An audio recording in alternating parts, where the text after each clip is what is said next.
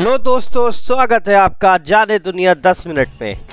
आज का हमारा विषय है 5 question science still can't answer. तो चलिए शुरू करते हैं आज का वीडियो। वैसे तो ऐसे हजारों सवाल है जिसका जवाब अभी तक साइंस दे नहीं पाई है, तो उन्हीं सवालों में से 5 पर हम एक नजर डालेंगे। तो क्या है वो सवाल? Where did earth's water come from, या कहें पृथ्वी पर पानी कहां से आया? हमारे प्लैनेट के सरफेस का लगभग 70% हिस्सा पानी है। हम इस लिक्विड वाटर के एग्जिस्टेंस के लिए सन से एकदम ठीक डिस्टेंस पर हैं। इसे गोल्डीलॉक्स जोन कहते हैं। लेकिन ये पानी धरती पर आया कैसे? इस बात पर वैज्ञानिक अभी भी एक्टिव रूप से रिसर्च कर रहे हैं। हमारे सोलर सिस्टम के बनने के शुरुआती दौर में जब पृथ्वी डस्ट और रॉक्स, जिनमें से कई में बहुत वाटर के एटम्स थे, उनके मलबे से बनी, तब वे इतनी हॉट थी कि उस पर वाटर लिक्विड फॉर्म में ना रहकर पूरा इवोपरेट हो गया था। साथ ही शुरुआती अर्थ में अभी तक ऐसा एटमॉस्फेयर भी नहीं था जिसे किसी भी लिक्विड वाटर की ड्रॉपलेट्स को स्पेस में इवोपरेट होने से रोका जा सके। तो फिर वही पहेली हमारे सामने आती है कि वाटर यदि टेम्परेचर और नो एटमॉस्फेयर के कारण सस्टेन नहीं हो सकता था, तो हमारे ओशंस कहां से आए? प्लैनेटरी साइंटिस्ट को शक है कि हमारा पानी स्पेस से आया होगा। कोमेट्स और एस्ट्रॉइड्स दोनों ही शुरू से अर्थ से टकराते रहे हैं, और ये इनके बारे में अब हमें पता है कि ये आइस को अपने अंदर शेल्टर देते हैं। इनके कंपोजिशन के मॉडल से पता चलता है कि वे अर्थ के ओशंस के बराबर पानी की क्वांटिटी देने के लिए पर्याप्त आइस रखते हैं। तो जवाब मिल गया? नहीं। जब यूरोपियन स्पेस एजेंसी ने रोजेटा स्पेसक्राफ्ट को एक कोमेट की कंपोजिशन की डिटेल स्टडी करने भेजा, तो उन्होंने पाया कि कोमेट में हैवी वाटर, जिसका यूज न्यूक्लियर रिएक्टर्स में आजकल किया जाता है, इसका रेशियो रेगुलर वाटर, जो हमारे ओशंस का नॉर्मल वाटर होता है, उससे बिल्कुल अलग था। जिससे ये सवाल फिर से एक रहस्य बन गया कि हमारी धरती पर पानी कहां से आया। Number 2, why do we dream? हमें सपने क्यों आते हैं? तो ड्रीम क्या होती है? एक ड्रीम वो है जिसमें हमें तस्वीरें, विचार और इमोशंस को सोते समय एक्सपीरियंस करवाया जाता है। ड्रीम्स एकदम इंटेंस भी हो सकती हैं, किसी एक्शन मूवी की तरह, या किसी थ्रिलर की तरह सस्पेंस से भरी, या कभी कभी एकदम बोरिंग भी हो सकती है। कुछ सपने एकदम क्लियर स्टोरी की तरह आते हैं और कुछ कोई भी सेंस नहीं बनाते हैं। तो अब हमें ये सपने आते ही क्यों हैं? किसी के पास भी इसका कोई सॉलिड आंसर नहीं है। सबके पास हैं तो बस थ्योरीज। नीचे कमेंट्स में हमें अपने कुछ ड्रीम्स के बारे में बताइए जो आपको याद हो, और साथ ही साथ अभी के अभी चैनल सब्सक्राइब करके बेल आइकन दबा दीजिए ताकि आप आगे आने वाले कोई भी वीडियोस मिस ना करें। आइए चले वापस वीडियो पर। तो क्या है वो थ्योरीज जो सपनों के बारे में दी गई हैं? 4 मुख्य थ्योरीज हैं जो ज्यादा सुनने में आती हैं। पहली थ्योरी, ड्रीम्स हमें अपनी मेमोरीज को कंबाइन करने में मदद करती है। हमने जो भी दिन भर देखा, कहीं या किसी से सुना, या हमने खुद कुछ बोला, उससे हमारी मेमोरी में बेहतर रूप से रिकॉर्ड करने के लिए हमें ड्रीम्स आती हैं। ऐसा बहुत साइंटिस्ट का मानना है। दूसरी थ्योरी, इमोशंस प्रोसेस करने के लिए हमें सपने आते हैं। यह भी कहना है कई साइंटिस्ट का। खुशी, दुख, गुस्सा, सैटिस्फैक्शन, ऐसे कई इमोशंस हम दिन भर में एक्सपीरियंस करते हैं। हमारा दिमाग इनको रात में ड्रीम्स के थ्रू प्रोसेस करता है ताकि हम मेंटली स्टेबल रहें। हालांकि इस थ्योरी को सपोर्ट काफी कम मिलता है। तीसरी थ्योरी, हमारे अंदर बहुत सारी दबी हुई इच्छाएं होती हैं जो ड्रीम्स के जरिए बाहर आती हैं।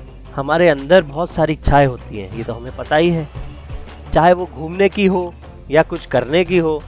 जैसे हो सकता है कि कुछ लोग किसी मूवी की स्टोरी का हिस्सा बनना चाहते हो, जैसे कोई हैरी पॉटर की जगह लेके खुद हैरी पॉटर बनना चाहता हो, और कुछ लोग स्काई डाइविंग जैसे स्पोर्ट का आनंद उठाना चाहते हो, भले वो एक्चुअल लाइफ में वो चीज़ ना कर पा रहे हो। तो ये इच्छाएं हम ड्रीम्स के थ्रू पूरी कर पाते हैं। ऐसा ना सिर्फ साइंटिस्ट का बल्कि लोगों का भी मानना है। चौथी थ्योरी, खतरे का पूर्वाभास। और उसके लिए रेडी होना। हमारे शास्त्रों में मान्यता है कि सोते समय हम अपनी बॉडी छोड़कर आगे की घटनाओं को देखने की दृष्टि पा लेते हैं, या कहें एस्ट्रल प्रोजेक्शन एक चीज होती है। इस कॉन्सेप्ट को मार्वल की डॉक्टर स्ट्रेंज मूवी में काफी अच्छे से दिखाया गया है।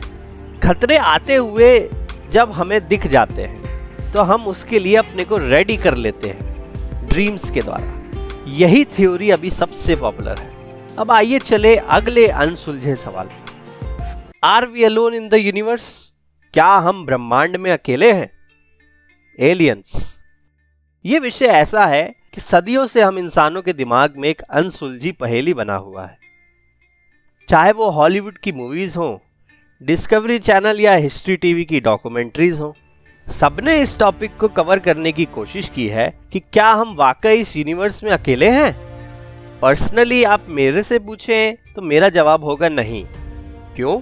क्योंकि हमारे यूनिवर्स में ट्रिलियंस ऑफ प्लैनेट्स हो सकते हैं। तो क्या वाकई सिर्फ अर्थ पर ही लाइफ है, ऐसा माना जा सकता है? पर इस पर साइंटिस्ट क्या बोलते हैं? साइंटिस्ट ने हजारों सिग्नल स्पेस में भेजे हैं जिनका कोई जवाब आज तक नहीं आया।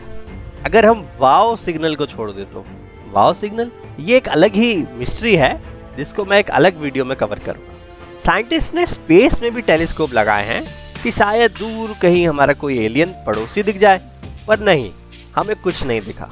तो सुई वहीं आके अटक जाती है कि जब इतने सारे पोटेंशियल लाइफ वाले प्लैनेट्स हैं तो हमें कोई एलियन सिग्नल या कोई उनकी पहचान मिलती क्यों नहीं? इसकी खोज जारी है, और अगर आपको कोई एलियन दिख जाए तो हमें नीचे कमेंट्स में जरूर बताइए। अगला सवाल, how many dimensions are there? आयाम कितने हैं? 3 डायमेंशंस हम सबको पता है, जिन्हें हम अपनी रोज की लाइफ में देखते हैं। कोई भी ऑब्जेक्ट जिसको हम छूते हैं वो 3D में यूजुअली होता है, जैसे कि आपका फोन जिस पे आप ये वीडियो देख रहे हैं, और कुछ चीजें 2D में होती हैं, जैसे कि पेपर। चौथे डायमेंशन स्पेस टाइम के बारे में हमें आइंस्टाइन ने बताया।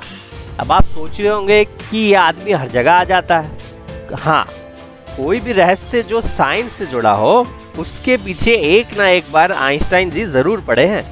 तो ये तो हुए 4 डायमेंशंस। अब और डायमेंशंस भी हैं क्या?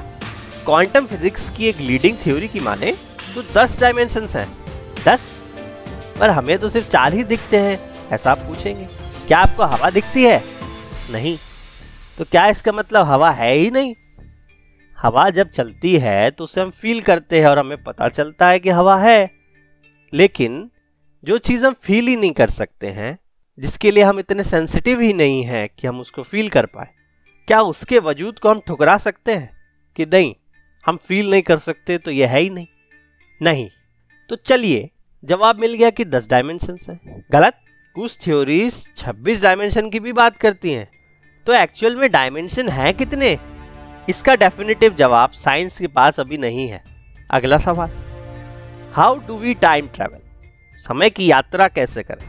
हम इंसान हमेशा से अपनी गलतियों और छूटे हुए मौकों पर पछताते आए हैं, इसलिए हमारे दिमाग में आता है कि काश हम टाइम में पीछे जाकर ये चेंज कर दें या वो चेंज कर दें।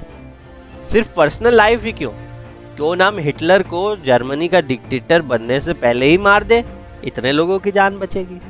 टाइम ट्रैवल एक ऐसा विषय रहा है जो हमेशा से हमें सोच में डालता रहा है कि क्या हम कभी ये कर सकते हैं। आइंस्टाइन की माने तो नहीं, हम समय में पीछे नहीं जा सकते, क्योंकि उसके लिए हमें लाइट की स्पीड से ज़्यादा तेज चलना होगा, जो कि उनकी दी हुई थ्योरी ऑफ रिलेटिविटी के अनुसार मुमकिन नहीं है।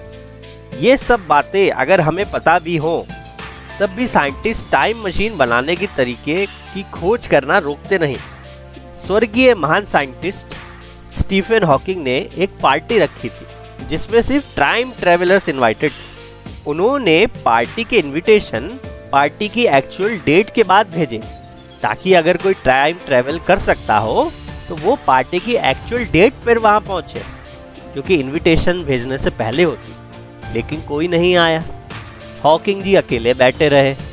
तो क्या टाइम ट्रेवल बिल्कुल ही पॉसिबल नहीं है, जैसे कि मूवीज में दिखाया जाता है? अभी साइंटिस्ट इसको बिल्कुल मना भी नहीं करते, क्योंकि क्वांटम फिजिक्स में हो रही डिस्कवरीज के कारण उनको उम्मीद है कि शायद किसी दिन हमें कोई वे मिल जाए जिससे हम टाइम ट्रेवल कर सकें। पर उस दिन के आने तक हम और आप बस वेट करते हुए टाइम ट्रेवल मूवीज ही देख सकते हैं। मैं आशा करता हूँ आपको ये वीडियो पसंद आया होगा। 5 question science still can't answer से जुड़े अपने सवाल और विचार जरूर कमेंट्स में बताएं। लाइक करें इस वीडियो को और शेयर और सब्सक्राइब करें इस चैनल को, ताकि आपको आगे भी ऐसी जानकारियां मिलती रहें। तो मिलते हैं अगली बार।